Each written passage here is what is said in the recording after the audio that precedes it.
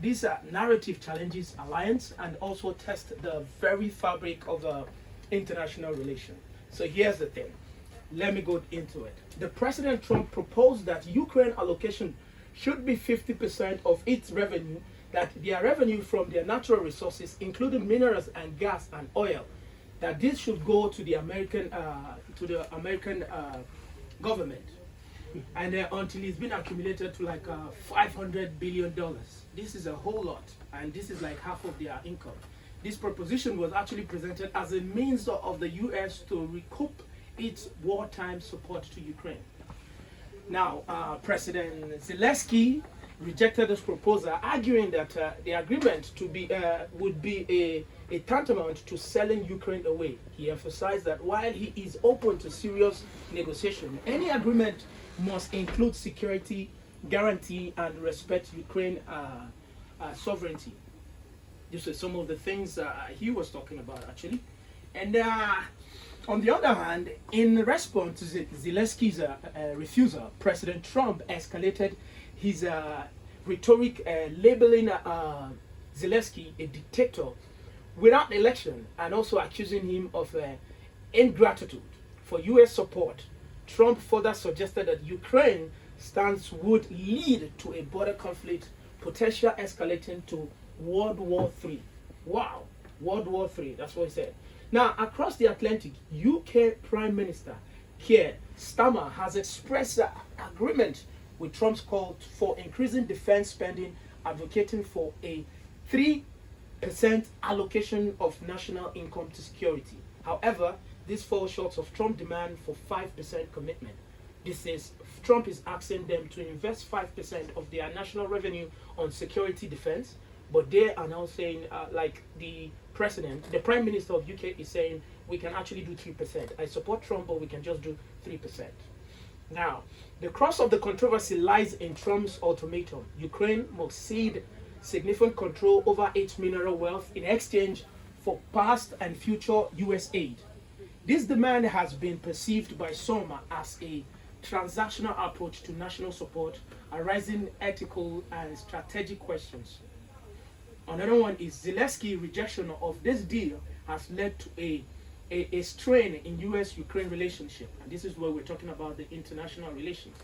Well, now, the potential withdrawal of US support could actually lead Ukraine vulnerability, forcing it to confront Russian aggression without its most powerful ally.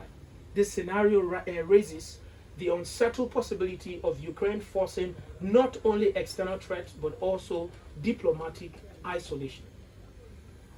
Who would have seen that a day like this would come when Ukraine might have to defend its sovereignty not just against Russian forces but also navigate the complexities of the strained relations with the United States. This twist of fate underscores the precocious nature of international allies and the high stake of geopolitical negotiations. Now, lastly, before I allow Mr. Engineer Bayomi to contribute, this is where we're going to say it. As we dissect this development, we are going to left with pressing questions. Is the U.S. justified in seeking substantial return on its support to Ukraine? Is Ukraine right to protect its resources and sovereignty at the risk of losing critical aid? And what does this mean for the future of global alliance and the balance of power? Stay tuned as we continue to explore these complex issues, shedding light on the ever-evolving landscape of international relations. Don't go nowhere. We'll be right back. Punches. I'm feeling like Mohamed Ali now. You know. Or maybe Bashar Ali, actually. Bashar Ali, you know. Both are Ali anyways. So, Yeah. I mean, interesting topic. And I listened to your synopsis and your intro. The truth is, this is a complex issue, and before I start, I'd like to use this saying, this Yoruba saying that I'll put it in English, that says, if the world uses your head to smash open the coconut, definitely you're not going to eat. You're not going to eat from that particular coconut. That's what's happening to Ukraine, because we all know that Ukraine, these are my opinions though. Yes. Ukraine is being used as a scapegoat they used them to turn to Russia, and then now Ukraine is getting the lashes, or shall I say, bearing the brunt. And unfortunately for them, you see, Ukraine is suffering now. Unfortunately for them, government has changed. American support for them has changed, and now Trump is in power, and Trump is showing them the stick as well. And unfortunately for him, yes, Ukraine, for Zelensky, he got all the support of the American politicians and whatnot, but now Trump is in there for vengeance, because if you look deep into what Trump is saying, the scolding that he got from the White House the last time he was there, you discover that, you know, Trump is there. It doesn't have the interest of Ukraine at heart. And if you ask me, America is simply trying to rob Ukraine clean and clear, because Trump is there to make money for America, supposedly, and he's not even interested in the security of the Ukrainian people. This is the sad story, and I like what Zelensky did, because he stood up to America like a man, and of course, he's the only president that has stood up to Donald Trump still yet, because the Jordanian president came to dance. He came with the anger, saying, "No, I'm here to protect the interests of the Arabs and the Palestinians." Then he got there, his tone changed when Trump handed him his own whooping. He had to keep quiet and was gentle. Other presidents came. Even Macron came to Trump's White House and then wasn't able to confront Trump despite all their promises before they came to White House. But Zelensky came and said, "No, I'm sorry. My country comes first, no matter what you say." Although the actions of the Vice President J.D. Vance was shameful, and was absolutely shameful. The way he was talking to the president of a sovereign nation, he shouldn't have spoken like that. And Trump always likes somebody who's going to massage his ego, and unfortunately, Zelensky didn't massage his ego at all. He just said, "Sorry, my country comes first. My country comes first. Do whatever you like." And what else? Anyway, what am I trying to say? Trump's White House is simply trying to rob Ukraine, and I'm happy Ukraine did not sign this deal, because if they had signed it, that means they're signing away a whole lot of money, a whole lot of their future revenues, 500 billion, and then they won't even get any security guarantees. You see, so I'm happy that Ukraine hasn't signed the deal, because they'll be in trouble, because Trump is basically saying, "Give me your money, but don't worry, I'll see what I can do for you." That's what he said. So, I mean, before I hand over the mic to you, the truth is, America, I guess, is losing its position as the so-called leader of the free world. That's what I feel, because every great empire must come to an end. I'm not saying American empire is on its way out. No, I'm not saying that.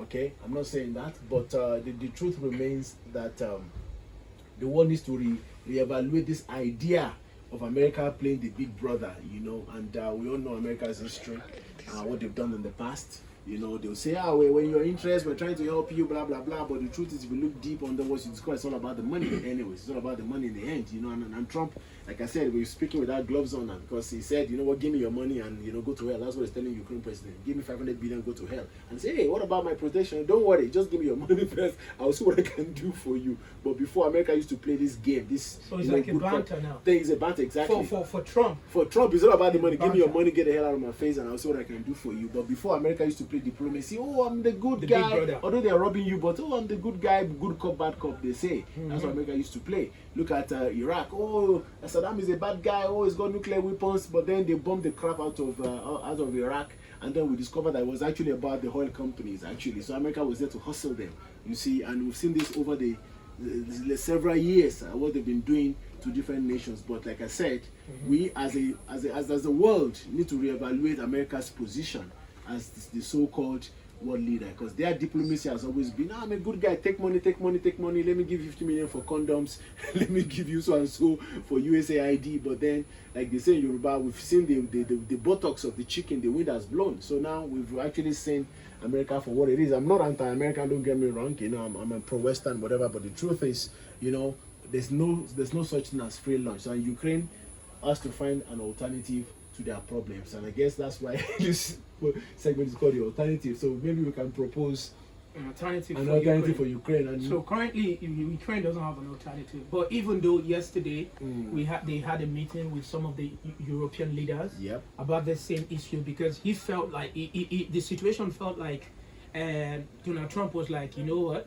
If you're not signing this deal, we don't need you. Just go to hell. When you're ready to sign this deal, when you're ready for peace, come and sign." When you're ready to be come and sign. And it looks as if Donald Trump is trying to take advantage of He is. But let's look at it from this angle. Yes. Let's say you are a citizen of America. Okay. And Donald Trump is your president. Yes. And he's saying right now that he's on the lookout for you as the citizens. Yes. What would be your position? Would you be saying what you're saying this morning? Well, I'm not here to discuss my nationalities and whatnot.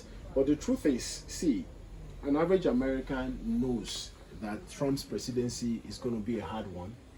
And while he's trying to protect the interests of the Americans, but the truth is, there's something called decency. You know, you can't claim you're protecting my rights and you're bombing another nation, just like they said you were protecting Americans from terrorism by bombing Iraq. We all know it was based on a lie. So the truth is, even whether I'm an American or not, the truth remains Ukraine is in trouble, deep trouble, because you know, you're asking a country to sign off 500 billion worth of his stuff. And remember, don't forget this, that during Biden's administration, Ukraine got a whole lot of money. All those money that was spent to support Ukraine war during the Biden time. That's what he's doing. But it wasn't when the weapons were being given to Ukraine, it wasn't discussed or it wasn't agreed that you're going to get the money back. It was support. It was American aid. support. It was aid. And anything called aid